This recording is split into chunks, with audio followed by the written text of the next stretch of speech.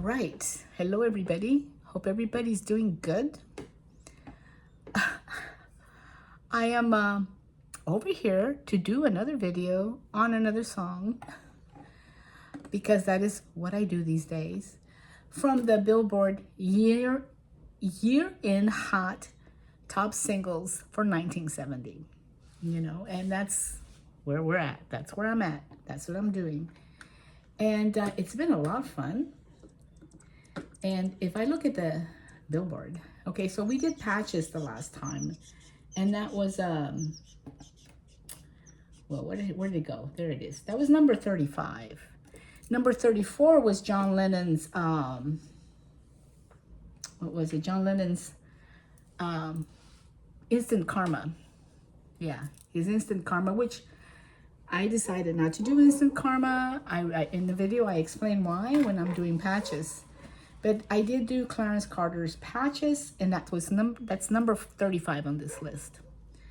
And then number 36 is Looking Out My Back Door, and that's Creedence Clearwater Revival, very good band. Number 37, Rainy Night in Georgia with Brooke Benton singing it. Okay. That's number 37. I'm not doing that song. Number 38, Something's Burning. Something's Burning with Kenny Rogers and the First Edition. Not doing that one. Number 39, Give Me Just a Little More Time. And that is with Chairman of the Board. And we talked about the Chairman of the Board when we were doing Patches. So you can check who Chairman of the Board is. But that chairman was important in the Patches song. He was one of the writers, actually. All right, so then we have number 40. Oops. Number 40, we have Love Grows Where My Rosemary Goes. And I want to say that's Kenny Rogers, but it's not. It's a man named Edison Lighthouse, or a band. I'm not sure. Edison Lighthouse, probably a band. They did that song. I'm not familiar with that song. Maybe I've heard it, but I'm not doing that song because the song that comes right after it, number 41, is The Long and Winding Road by the Beatles.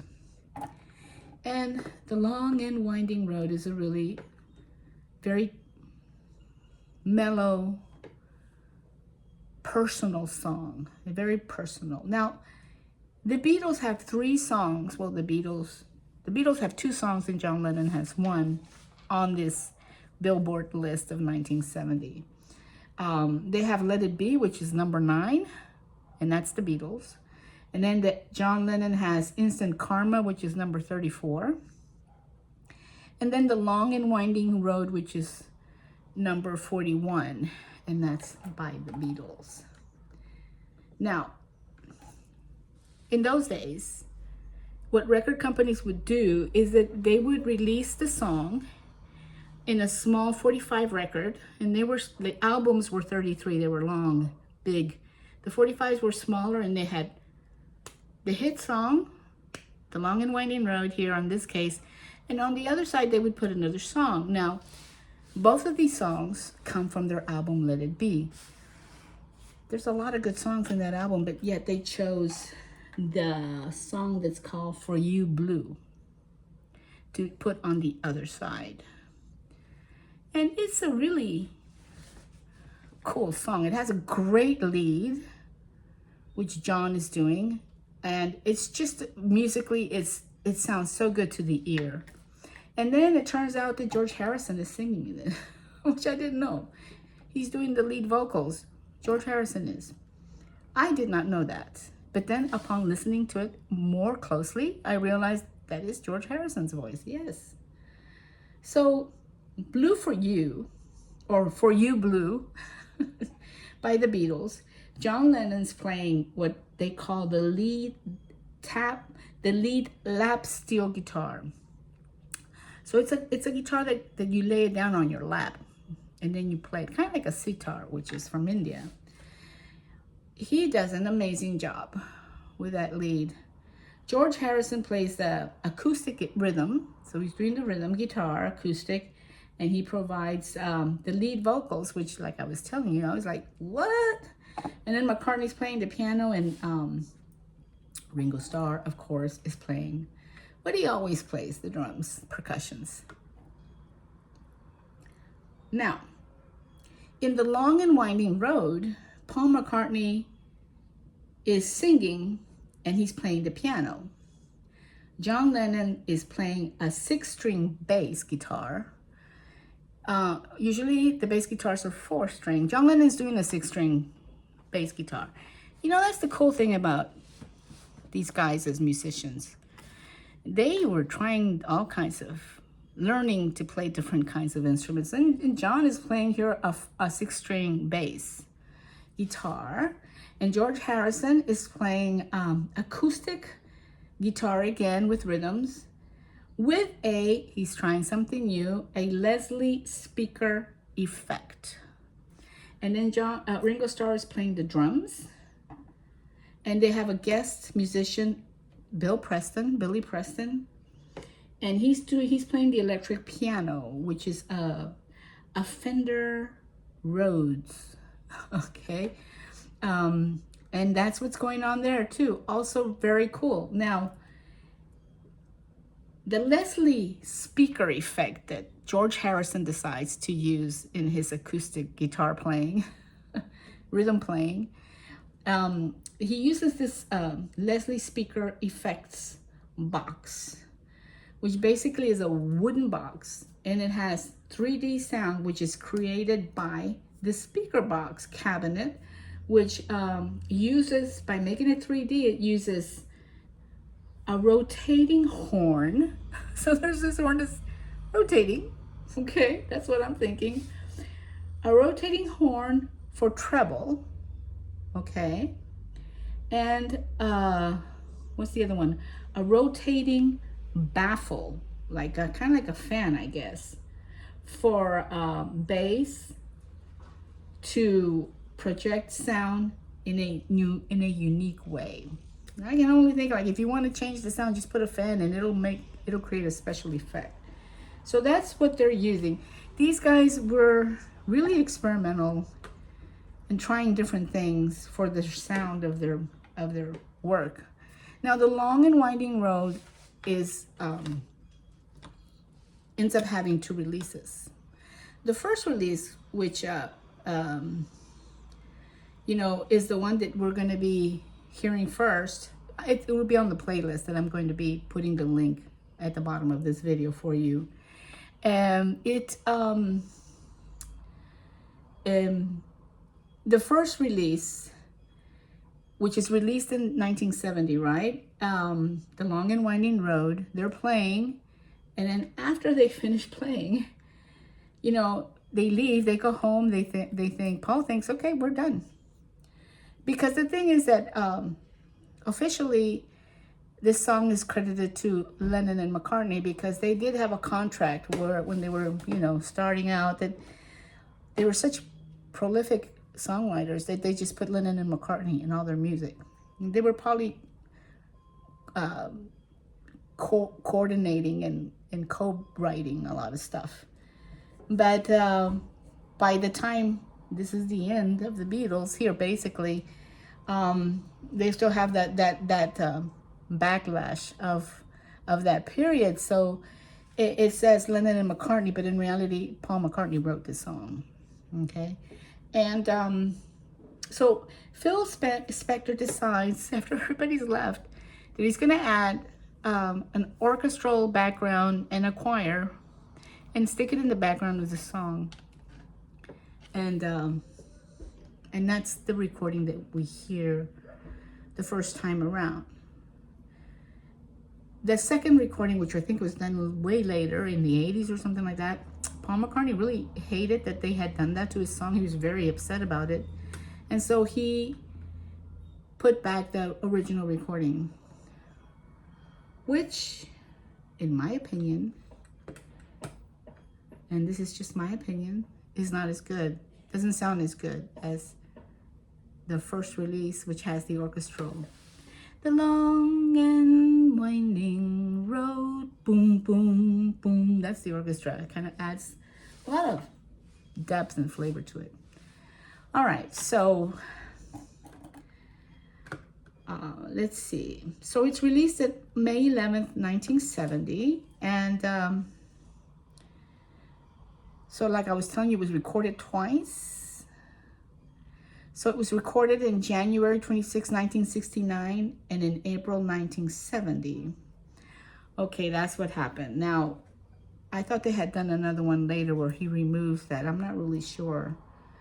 The first recording might be a little more, I'm not sure. Actually, I'm not going to say anything about that. Anyway, that's what it says.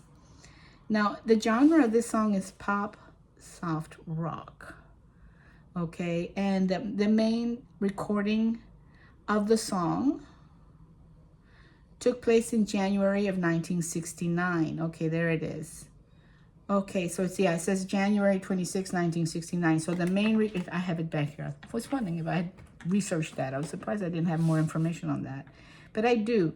So that was the main recording, the one that was done January 26, 1969. Okay? And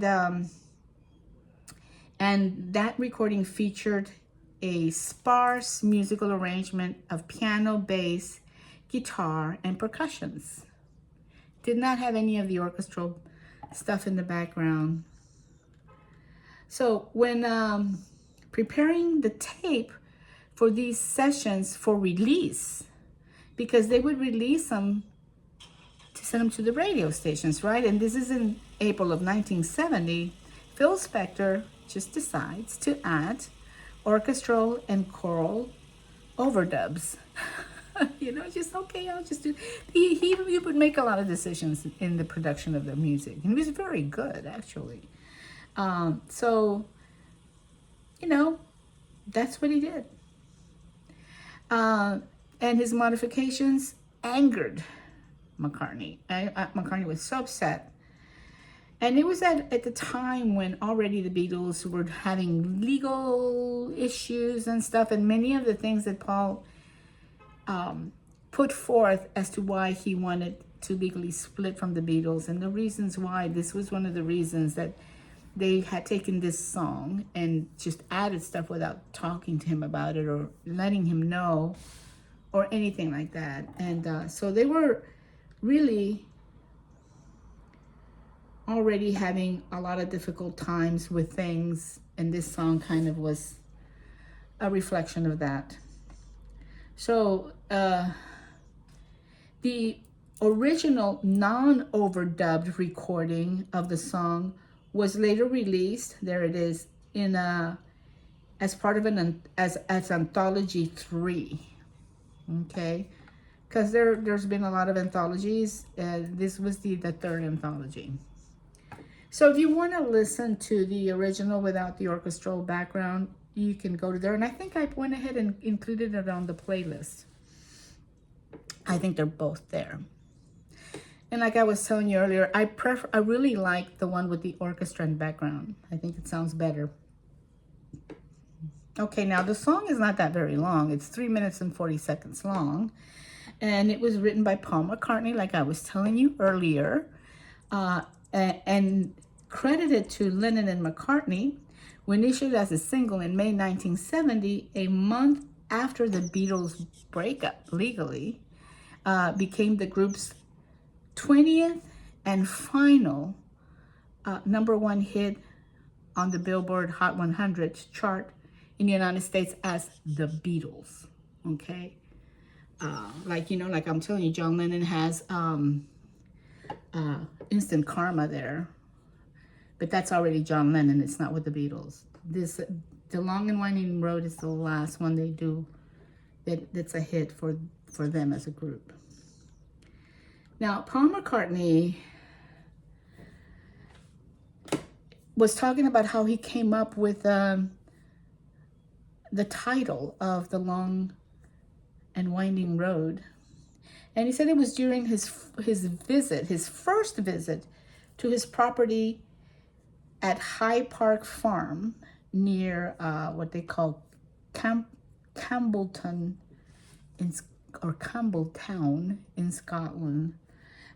He purchased this property, this High Park Farm, in June of 1966.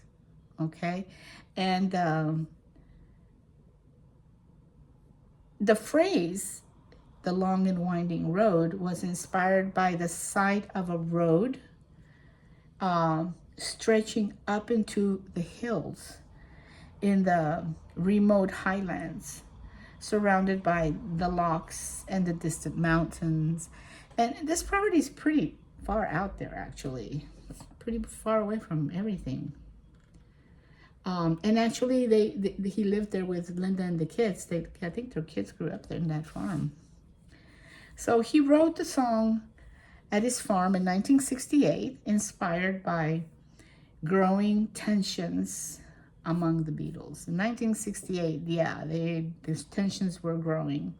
So the band, let's see, based on other comments McCartney has made, the author Howard Spoons writes, the lyrics can be seen as McCartney expressing his anguish at the direction of the personal life, as well as the nostalgic look back at the Beatles' history.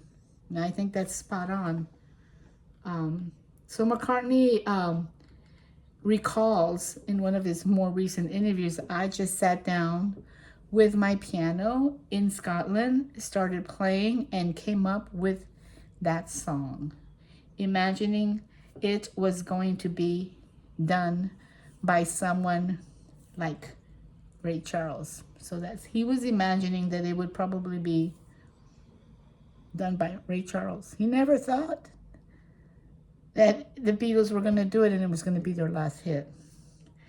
I have always found inspiration in the calm beauty of Scotland, and I would love to go to Scotland. And again, it proved the place where I found inspiration. It certainly did.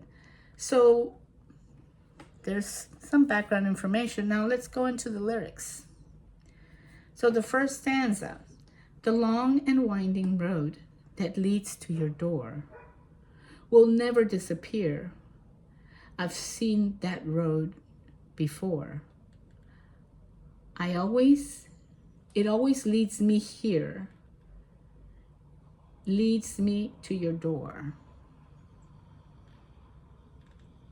The wild and windy night that the rain washed away has left a pool of tears, crying for the day. Why leave me standing here? Let me know the way. You know, this is very personal. We know that this is Paul McCartney, right? We know exactly whose voice it is and why. And that's what makes it really cool. It's totally a personalized perspective. It's Paul's perspective. It's about him and his breakup with the Beatles. It's leading his friends. They were his best friends. These guys, you know, they were playing together as teenagers in Liverpool. That's how long they had been together. And they had gone through all of this, you know, they were in the 50s, teenagers playing in Liverpool, then the 60s. And yeah, you know, 15 years, something like that, into their adulthood. And now it was just falling apart. It was like your family falling apart, something that you had been doing, and it identified you in its falling apart. And for McCartney, it was a big deal.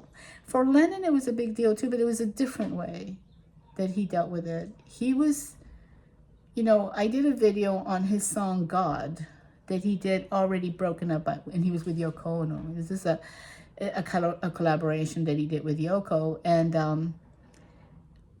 it is also losing identity, but he's trying to find that identity with Yoko, who's now the important thing in his life.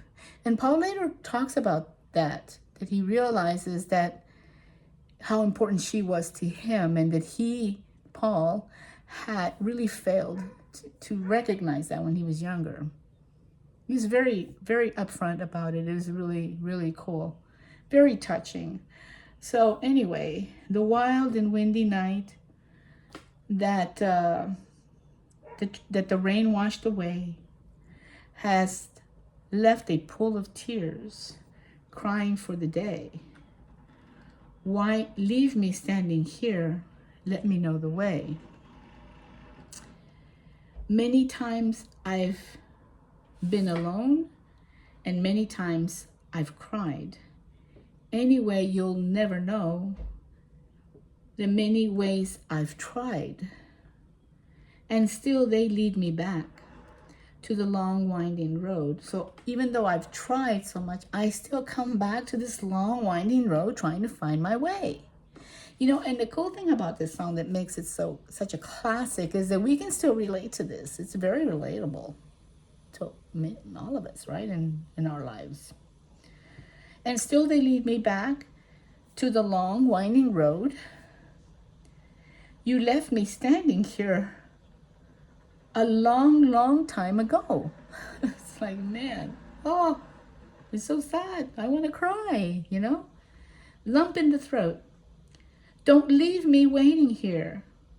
Lead me to your door. But still, they lead me back to the long winding road. Even though I find your door, even though I find the door, I still go back to this long winding road. That whole past that has been lost, that whole thing that has changed, and taking the road to find what you have lost, to try to capture that, you know. But still, they lead me back to the long winding road. You left me standing here a long, long time ago. Don't keep me waiting here. Lead me to your door. Yay, yay, yay, yay. That's the song.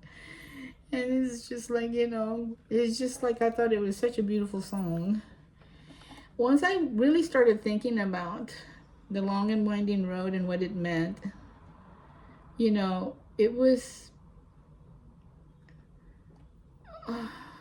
easy to skip over some of these other choices, right? That I, like A Rainy Night in Georgia and Something's Burning. I mean, some of these other songs. It just seemed to me that this was because I'm not doing every single song on this chart. I want to go back. I want to go up to 71, 70. I mean, I would like to move forward, right? So I have to, you know, kind of pick some. I don't really have a specific number of how many songs I'm going to pick. I just kind of play it by ear, what I'm feeling, what's catching my eye. And I have to tell you that this long and winding road, those lyrics, the music, and then the history of how this came about and what was going on with them, it's just, you know, I was a big Beatles fan. So when they broke up, it was catastrophic for all of us. We just could not imagine them never being together again. We always associate, and they probably did the same. We associated them as a group together always.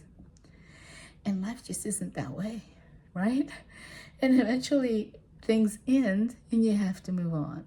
And that's just how it is. You guys, thanks so much for visiting. You know, it really, I have to tell you that I get so much pleasure, so much sweet emotion from doing these and checking out some of these lyrics and the stories behind them. So I hope you're enjoying them too.